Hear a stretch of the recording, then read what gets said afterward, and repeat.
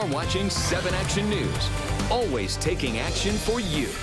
We have been following this story here. Today it's new at 5, $50 million. That's what it will take for Wayne County to walk away from the troubled jail project. Investigator Heather Catallo learned Dan Gilbert placed the winning bid for that site near Greektown, and he intends to build an entertainment district. We broke the story last night on 7 Action News at 6, and right now Heather is live downtown. Heather, Gilbert's presentation to the Wayne County Commission, not exactly smooth sailing, was it today? Well, let's be clear, it wasn't Gilbert's presentation. This was Robert Ficano's staff's presentation, and the commission was not happy. They are still very clearly upset that they don't know exactly what went wrong with the jail project to begin with. Remember, that audit is still under lock and key. Now the CEO is going to have to win them over in order to get them to approve a preliminary agreement next week.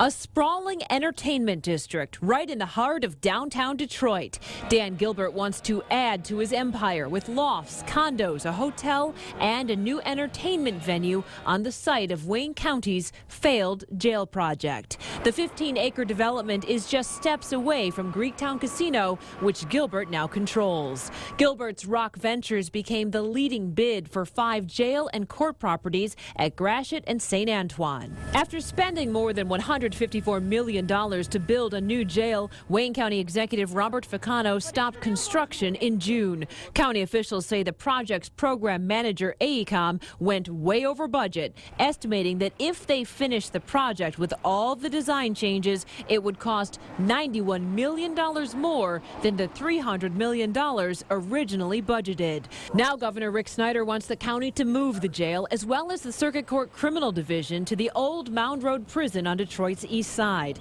The county received 5 bids for the downtown properties. The committee who reviewed those proposals is recommending Rock Ventures, which is offering the county $20 million for the jail site and $30 million for the 4 other properties. Rock Ventures wants to convert the Frank Murphy Hall of Justice into condos and lofts with commercial retail space. They would turn the old Jail Division 1 into more residential units, and the juvenile detention facility would become brownstone-style homes. The Division 2 jail would be converted into a hotel, while the site where the new jail was being built will be transformed into an entertainment venue. We don't have all the pieces, all the information, and this is kind of a continuing saga, and I think Bob Ficano really owes it to the taxpayers of Wayne County to provide everything to the commission. You got a lot of pushback today. Is this really feasible? Well, at this point, it's a plan that makes sense. All we're asking for, the commission want to be kept in the loop. We've come, presented what the committee selected, and at this point, all they're doing, I guess the simplest way to break it down is like if you're going to purchase a house, you have a purchase agreement. Both parties have the purchase agreement, they sign, and they say we're going to do a diligence in a house. It could be up to 90 days. That's exactly what this is.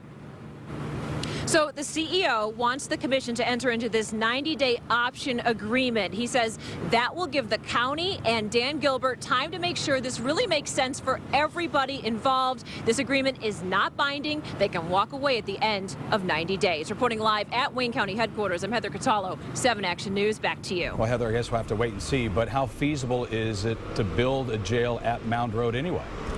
Well, it was very clear to me today in this meeting that the state is not going to put up any actual money for this deal. They want to give the county the land for basically nothing. So that is a bonus for the county, but the state's not going to actually pay for any of this, it doesn't sound like. But again, they're saying these are early days. But one of the building authority members, Jim Saros, told the commission today that with the early numbers they have, it looks like they may be able to build actually a bigger facility than originally planned, 2,600 beds out at Mound Road with some courtrooms, and they may be able to stay within that original $300 million budget number. We'll have to see.